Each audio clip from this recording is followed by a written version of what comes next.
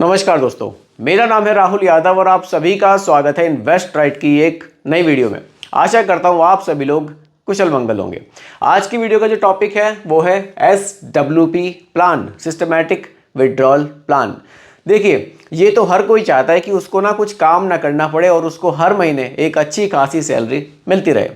लेकिन अगर हम चाहते हैं कि फ्यूचर में हमारी भी कुछ ऐसी प्लानिंग है कि एक एज के बाद यार हमें कुछ काम ना करना पड़े, लेकिन क्योंकि खर्चे तो रहेंगे, उस खर्चे को पूरा करने के लिए हमें एक सैलरी मिलती रहे, तो उस सैलरी को फ्यूचर में लेने के लिए प्लानिंग किस तरह से की जा सकती है। और अगर अभी आपके पास एक बड़ा अमाउंट है, आप चाहते हैं उसको निवेश करके आप महीने की सैलरी लेते रहें बिना किसी काम के, सिर्फ वो पैसा ही आपके लिए काम करता रहे, तो कौन से ऐसे म्यूचुअल फंड्स हैं जिनमें ये पैसा निवेश करके एक मंथली इनकम जनरेट की जा सकती है।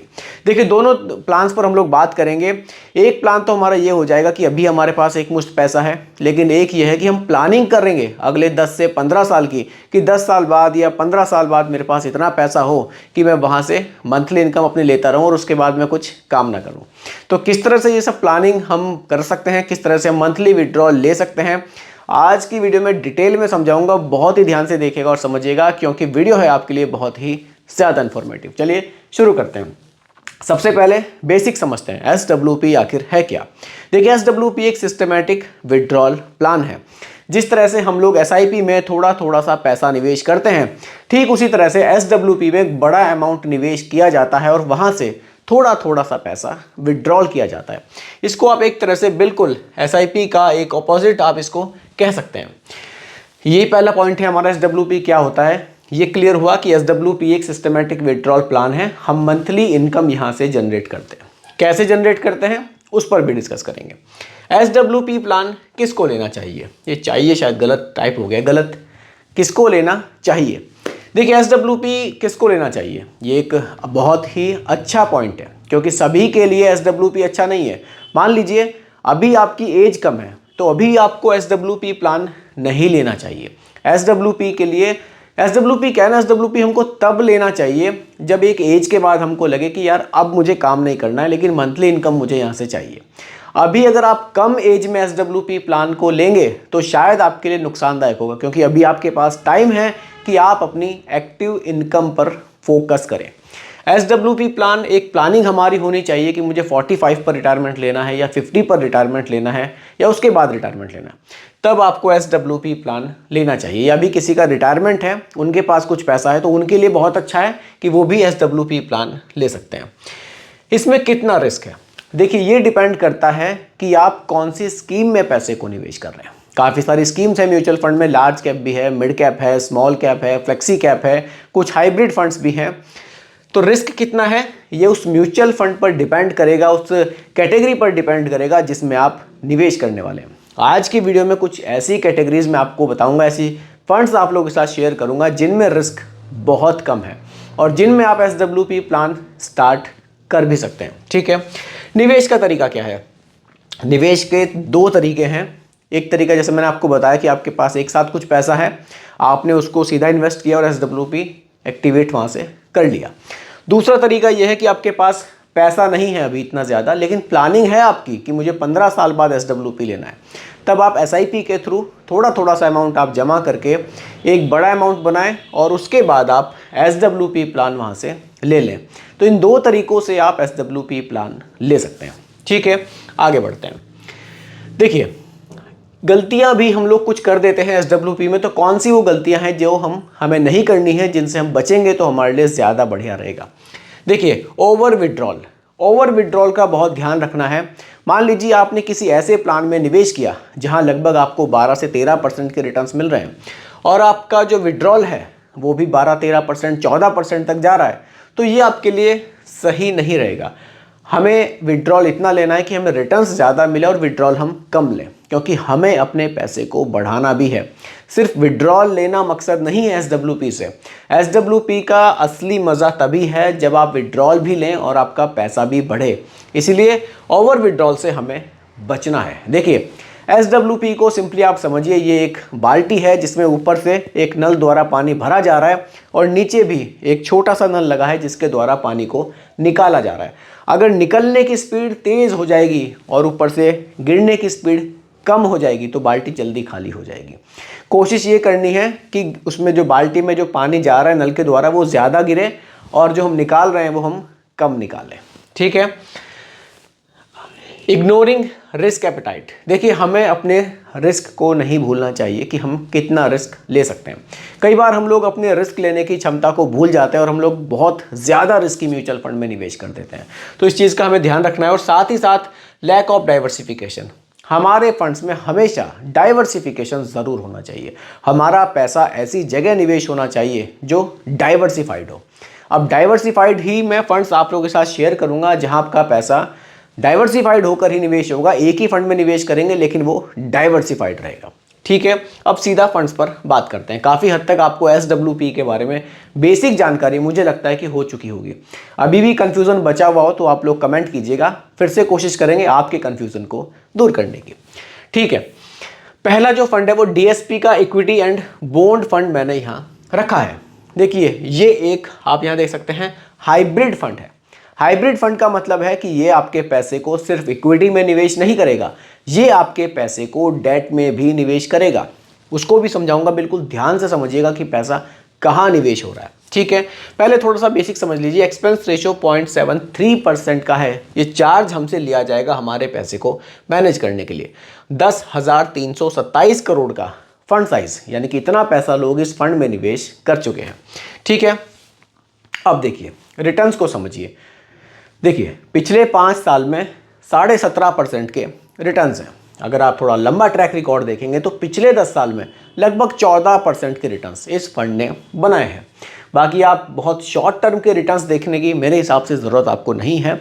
आप थोड़ा सा लंबे टाइम के ही रिटर्न्स देखिए, क्योंकि आपको SWP के लिए पैसा यहाँ निवेश करना है। ठीक है। अब देखिए डेट में भी है निवेश और इक्विटी में भी है। पहले डेट को समझिए। लगभग 28% का निवेश यहाँ डेट में रखा गया है। अब डेट में क्या होता है, यहाँ कॉर्पोरेट बॉन्ड्स होते हैं, गवर्नमेंट ऑफ इंडिया की कुछ स्कीम्स होती हैं जिनमें हमारे पैसे को निवेश किया जाता है। तो यहाँ जितना % डेट में पैसा रहता है वो हमारा पैसा सेफ रहता है। जितना पैसा इक्विटी में जाता है उस पैसे पर हमारे रिस्क रहता है, क्योंकि वो स्टॉक मार्केट में निवेश किया जाता है। तो ये कॉम्बिनेशन हमें मिलता है इस फंड में कि आपके पैसे को स्टॉक मार्केट में भी डाला जाए ताकि रिटर्न्स अच्छे बने, और आपके पैसे का एक हिस्सा, छोटा हिस्सा, एक ज़रूर ऐसी जगह भी डाला जाए जहां आपको रिटर्न्स भले ही ज़्यादा ना मिले लेकिन वो पैसा आपका लॉस में ना जाए। ठीक है। इस तरह से कि ये फंड हमें मिलता है बढ़िया। देखिए डेट में 28% है। यहाँ आप देख सकते हैं गवर्नमेंट ऑफ इंडिया 8.1% निवेश है। बाकी मध्य प्रदेश स्टेट है, महाराष्ट्र स्टेट है, national bank of agriculture and rural development में भी 1.5% है। तो इस तरह से आपका पैसा यहाँ डेट में रखा गया है। बाकी इक्विटी का भी आप पोर्शन देख सकते हैं कितना रखा गया है। लगभग 68% पैसा इक्विटी में जा रहा है।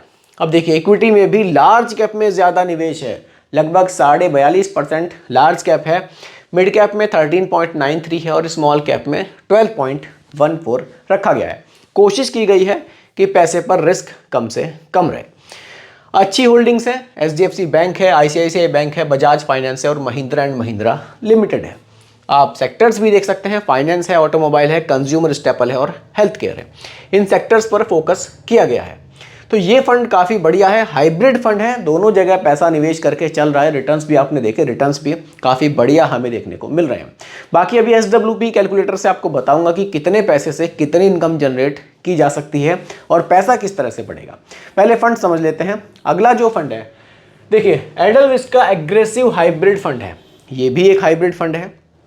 यहाँ एक्सपेंस रेशियो 0.41% का है। फंड साइज 2195 करोड़ रुपए का है। ठीक है। अब देखिए रिटर्न्स आप यहाँ भी देख सकते हैं।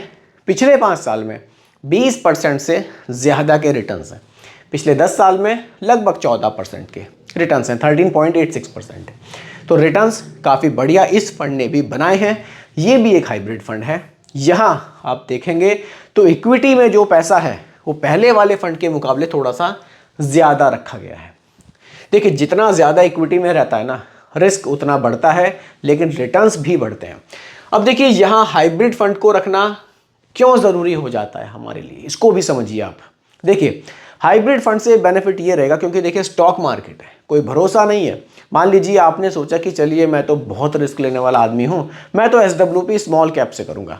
कर तो आप सकते हैं। मान लीजिए आपने कुछ 10 लाख रुपए थे आपके पास, आपने स्मॉल कैप में निवेश कर दिए और आप वहाँ से SWP स्टार्ट कर रहे हैं।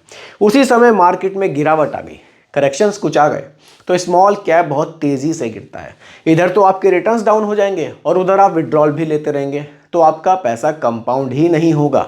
इसीलिए ऐसे फंड में निवेश करें, भले ही रिटर्न्स थोड़े से कम रहे, लेकिन आपके जो रिटर्न्स हैं, जो आपका फंड है, उसमें स्टेबिलिटी रहे। स्टेबिलिटी होनी बहुत ज़रूरी है, क्योंकि हमें हर महीने यहाँ से विड्रॉल लेना है। ठीक है, इन चीज़ों का थोड़ा सा ज़रूर आप ध्यान रखिएगा। तो यहाँ इक्विटी में 70% है, जिसमें से 51% तो लार्ज कैप ही है, बाकी 11.87 मिड कैप है और 7% यहाँ स्मॉल कैप को भी रखा गया है।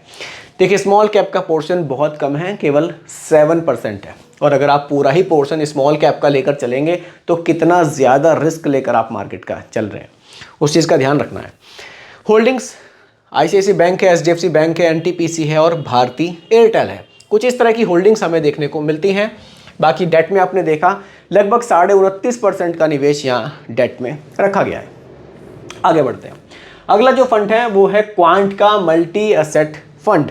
अब मल्टी एसेट फंड का मतलब है कि ये आपके पैसे को इक्विटी में भी निवेश करेगा, डेट में भी निवेश करेगा, कमोडिटी में भी निवेश कर सकता है, कुछ इंटरनेशनल मार्केट में भी निवेश कर सकता है। काफ़ी सारे एसेट्स में, यहाँ नाम से ही क्लियर है, वैसे तो मल्टी एसेट एलोकेशन फंड है, तो ये काफ़ी सारे एसेट्स में आपके पैसे को निवेश कर सकता है। एक्सपेंस रेशियो 0.62% का है और 3026 करोड़ रुपए का फंड साइज है। रिटर्न्स देख लीजिए।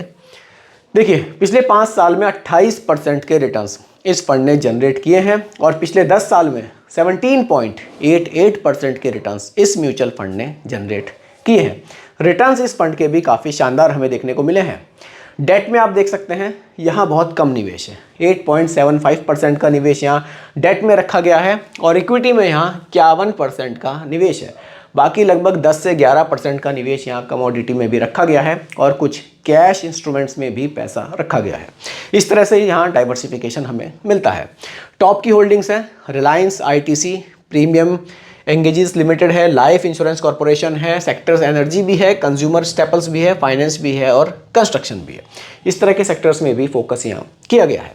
तो फंड ये भी काफ़ी शानदार है। ये मल्टी एसेट फंड है, ये आपके पैसे को रियल एस्टेट में भी निवेश करता है, साथ ही साथ कुछ यहाँ आप देख सकते हैं इंटरनेशनल मार्केट में भी पैसा जाता है, कुछ पैसा कमोडिटीज़ में भी जाता है, इक्विटी में भी जाता है।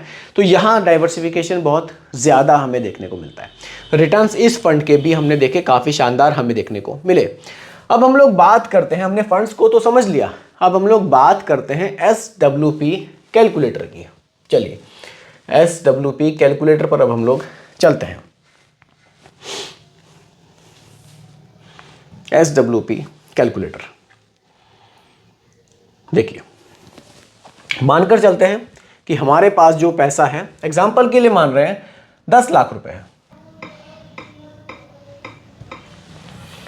विड्रॉल पर मंथ, विड्रॉल आपको कितना रखना है इसको आपको समझना है। आपने रिटर्न्स देखे 13 से 14% तक के हमें औसतन रिटर्न्स देखने को मिल रहे हैं। विड्रॉल आप यहाँ 8% का रख सकते हैं, यानी कि 10 लाख का 8% सालाना, यानी कि 80,000 रुपये आप यहाँ से हर साल विड्रॉल कर सकते हैं। अब हम लोग इसको मंथ में कैलकुलेट करेंगे तो आप मानकर चलिए लगभग 7,000 रुपये आप मान सकते हैं कि आप यहाँ से विड्रॉल कर सकते हैं। 7,000 रुपये, 7,000। अगर आप 10 लाख रुपए का निवेश करते हैं, 7,000 रुपये महीना आप इजीली विड्रॉल कर सकते हैं। और अगर आप इस विड्रॉल को, जैसा कि मैंने आपको बताया था कि आप कितने भी समय तक ले सकते हैं, आप लाइफ टाइम भी ले सकते हैं, आप 20 साल तक रखते हैं कि मैं 20 साल तक इस पैसे को लेना चाहूँगा। अब रिटर्न्स आपने देखे, ये मैंने फंड्स आप लोगों के साथ शेयर किए, किसी में 14% है, किसी में 15% है। लंबे समय में 10 साल में 14, 15%, 13% के रिटर्न्स हैं। अब रिटर्न्स फिक्स नहीं है, वो कम या ज़्यादा हो सकते हैं। हम यहाँ कैलकुलेशन के लिए 12% रख रहे हैं।